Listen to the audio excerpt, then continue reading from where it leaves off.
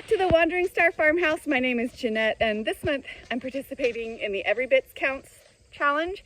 It's food preserving something every day to make the most of this garden harvest season. So what I'm going to do today is actually salsa. I haven't done salsa yet, I think because it's like a multi-crop preserving, and so in my mind that means it's going to be more work. So I need to collect tomatoes, peppers. I already got the onions in. Today is Tuesday, August 20th. So we are 2/3 of the way through this challenge and going strong. So these are my California Wonder sweet peppers. And like I was explaining about the jalapenos in my hot sauce video, the peppers, they'll turn red once they're actually ripe. When you pick green peppers, most cases that's just an immature pepper.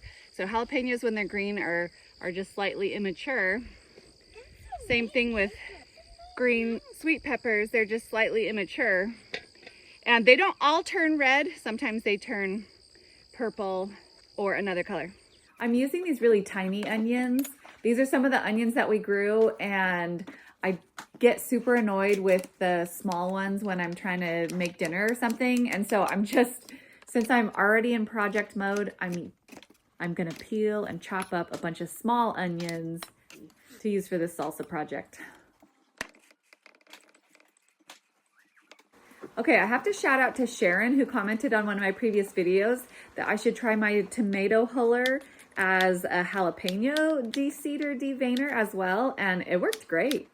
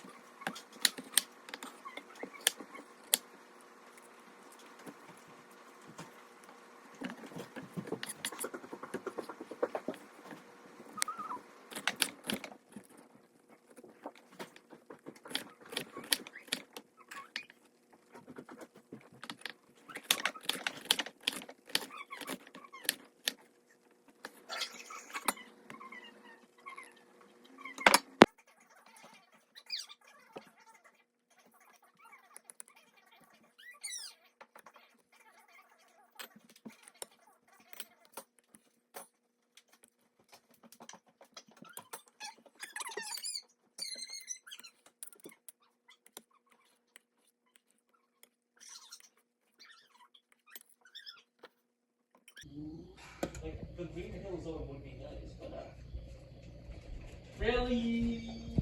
All right, I got that in the canner, and I used the recipe,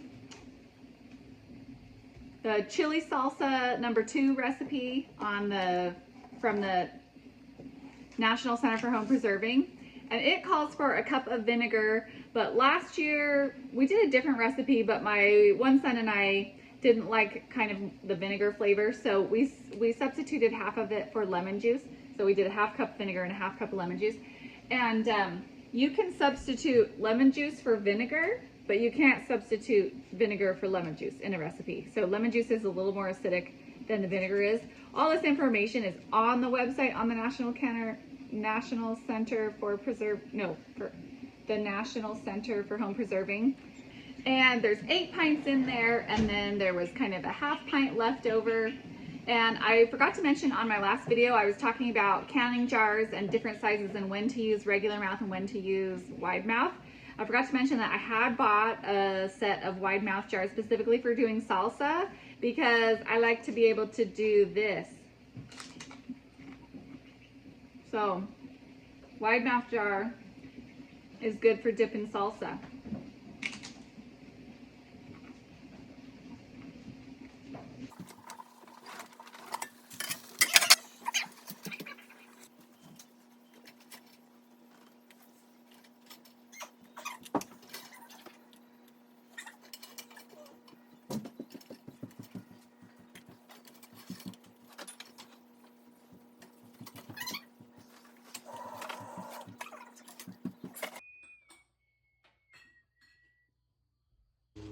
Today is Wednesday, August 21st, and I am going to be harvesting some herbs to put in my dehydrator.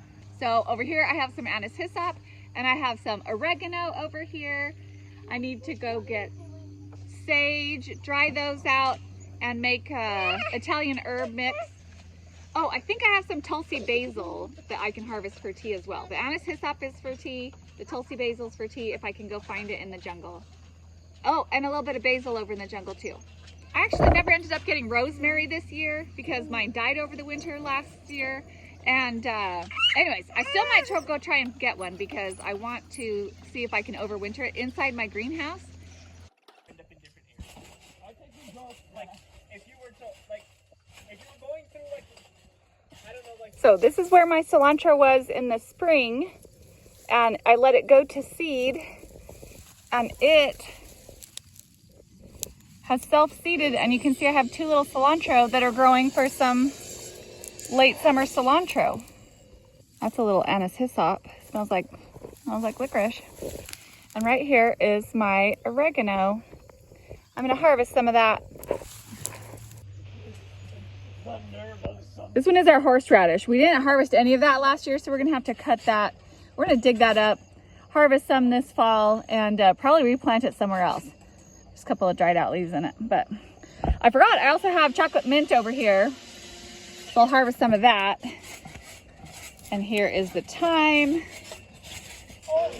sage, this nasturtium is about...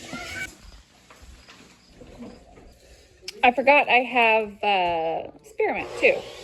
Italian herbs, tea, there's the Tulsi basil, anise hyssop, chocolate mint, and spearmint.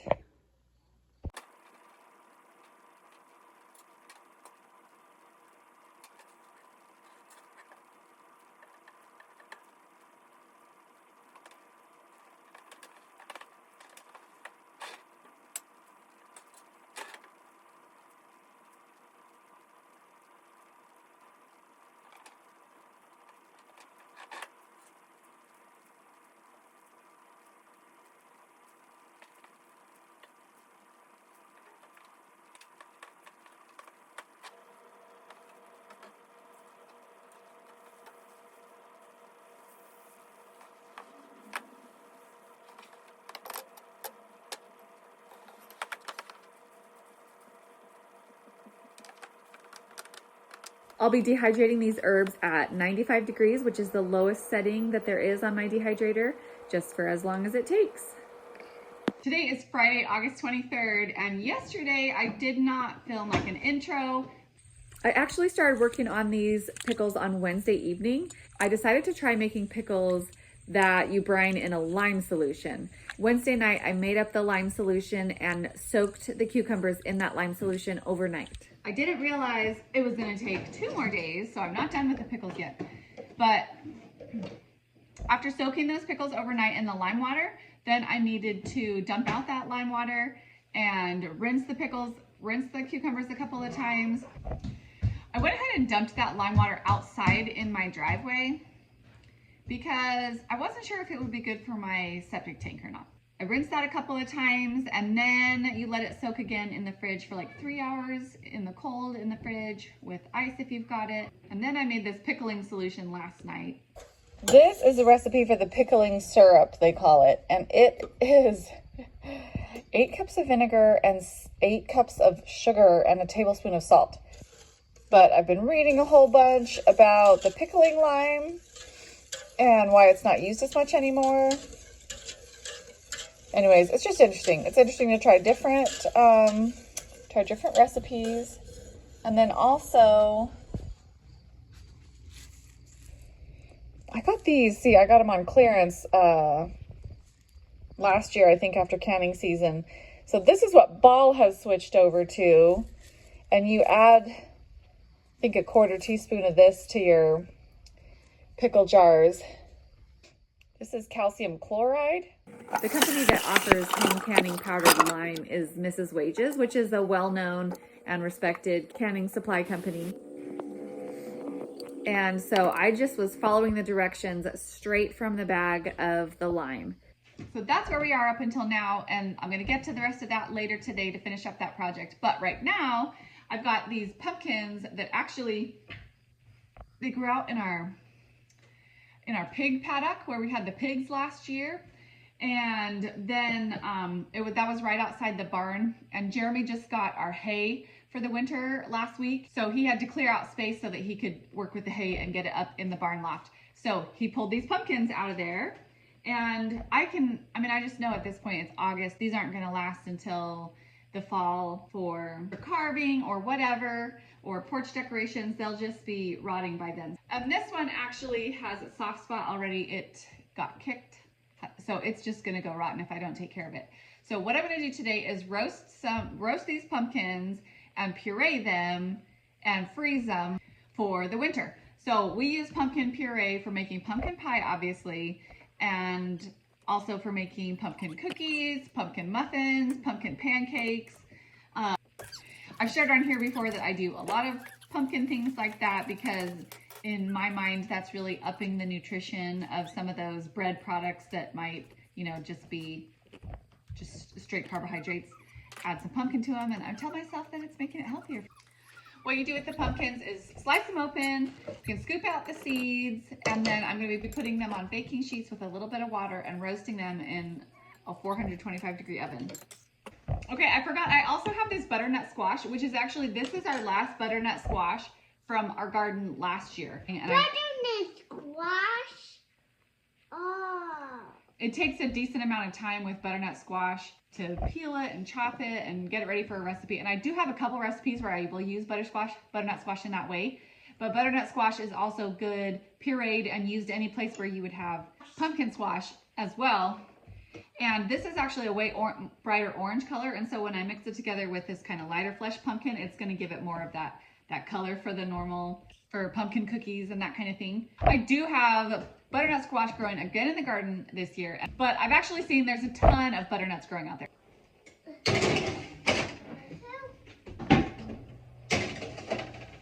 Okay, next for my pickles, I am going to drain them from this pot into this pot. And I need to bring this syrup, this pickling syrup, back up to temperature.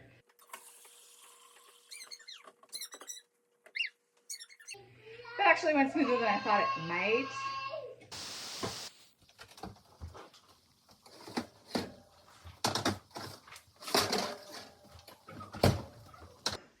So when you can take a butter knife and just like slide it smoothly through, that's when it's done. I boiled this pickling syrup for 35 minutes. Next, I just need to pack the pickles into the jars and pour the syrup over the pickles. I'm not sure. We'll see how these pickles turn out.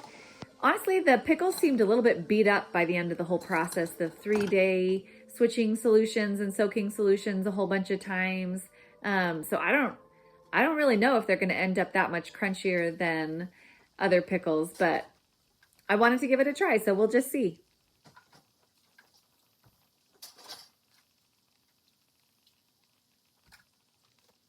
All right, I got those pickles out of the canner and I changed because it's kind of getting towards like fall weather here. So it's getting super chilly over the evening. And so we're like opening all the windows and cooling off the house because it's getting down to the 50s and it's so awesome. But the days are still very hot. Pumpkin is all roasted, and what I'm gonna do now, I just like take a big metal spoon and scrape it out into my food processor. And I try and avoid getting any skin in, but if you got like a little bit of skin in there, it wouldn't actually be that big of a deal.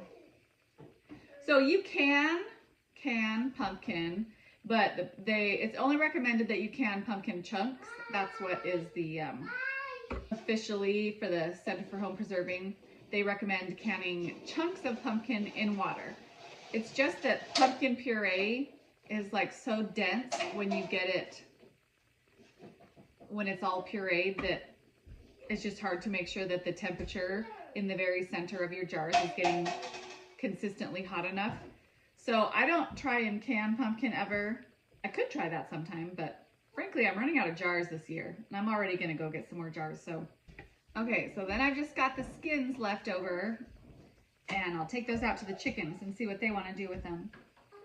But I like freezing pumpkin. That's always what my mom had done, and I do it in 2-cup portions because that's what I use for like my recipes. That's roughly equivalent to a can of pureed pumpkin. Then, like I said, I'm going to get some of the butternut squash in there as well, and that really helps just deepen the orange color of the puree and make it look a little bit more like what you're looking for, what you're used to looking at from the store-bought puree. The fact of the matter is, usually when you're buying pumpkin puree from the store, it's not actually from pumpkins like you're thinking. It's generally actually from other types of squash.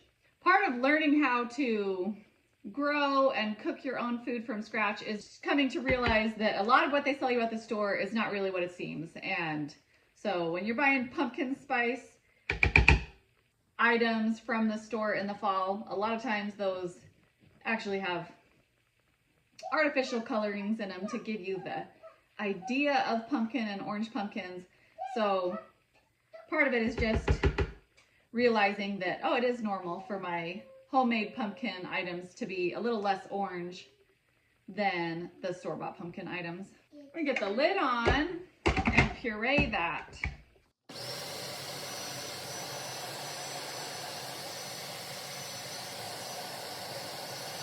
This little container is 2 cups. Pretty sure these are from IKEA. Also, you can freeze in freezer bags or vacuum sealing bags. Also, you can freeze in glass jars. You can freeze in the wide mouth pint jars. And you leave an inch of headspace, inch to an inch and a half of headspace, so that the food can expand when it freezes. And then, but that is listed on the ball materials that you can freeze in those wide mouth pint jars. Okay. So we ended up with 5 cans worth of pumpkin puree that is frozen. And we'll leave that in the freezer until we need it. Although we couldn't help ourselves, and we did already use some of the pumpkin that we pureed to make a pie. It's already cooked.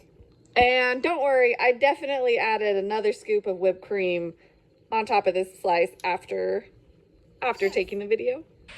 It is Saturday, August 24th, and we've had a super busy day, busy, and now it's evening. Jeremy's putting the kids to bed, and I am sitting down with the mountains of tomatoes that are on our table, and getting started making some more. I'm making some more tomato sauce, but I think this time, instead of just being tomato sauce, I'm going to actually make some barbecue sauce. Those of you that were around last year may remember that I had a barbecue sauce fiasco, and I didn't burn my house down, but almost. I was like trying to finish up, just boiling off the last little bit of water from the tomato sauce, or just thickening them up just a little bit more. I put it on really low. We're just gonna leave it on for a couple minutes before church, and ended up like leaving for church and forgetting about it.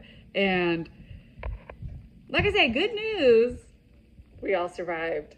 But anyway, so in the end, that barbecue sauce, there was a little, I did scrape like a jar or two off the top of like all the burnt stuff on the bottom. But it was like, because I boiled so much water out, it was very spicy and very vinegary, because those flavors from the barbecue sauce had concentrated so much. So we really didn't enjoy it. We have used it up a bunch. We've used it to cook some of our pork roasts this last year from our pigs that we raised, and it's turned out pretty good.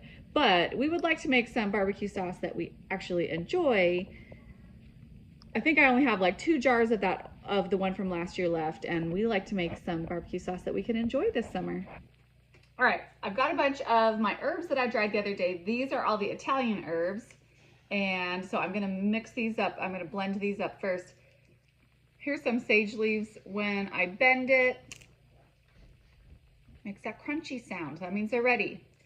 The basil leaves, for some reason, take a long time. They're really I remember that from last time too, but anyways, gonna pull some of these off, get them in the blender.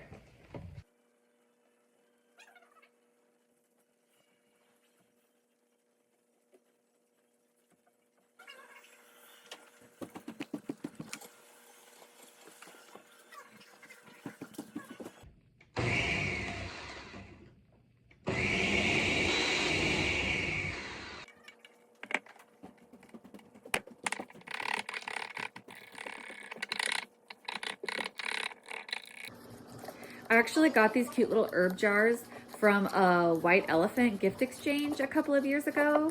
And the older woman who brought them as to the gift, she was kind of embarrassed about it afterwards and was like, I'll take those back if you don't want them. And I was like, no way, these are super cool. I totally want them. Not that that's the point of a White Elephant gift exchange.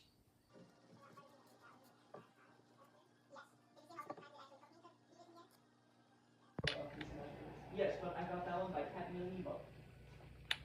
Today is Monday, August 25th, and I have that basically tomato sauce that I have been working on. I chopped that up Saturday night, and now I let it kind of simmer during the day yesterday on Sunday, and so now I'm going to turn it into ketchup. So I have 3 onions I'm going to use. I'm going to be using the ball recipe that is on ballmasonjars.com or whatever.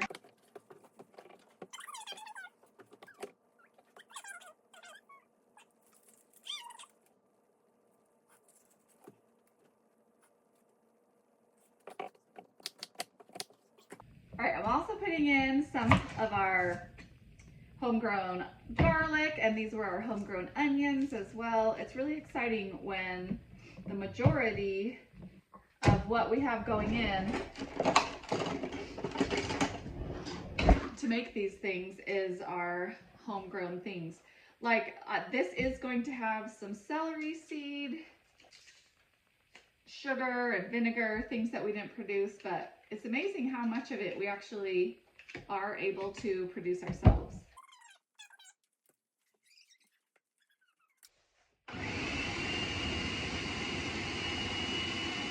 The sauce is getting saucy. I'm going to add in this onion now, and I pureed it really good because I want it to, you know, mix in with what's in there. And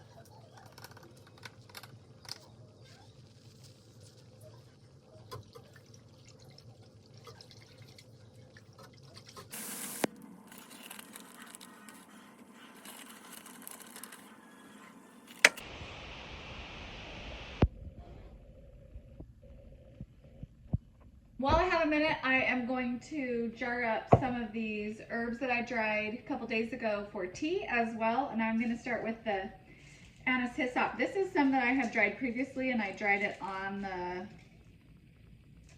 the stems. This time I pulled them off, which is kind of nice because they're nice big leaves, unlike some of the other ones.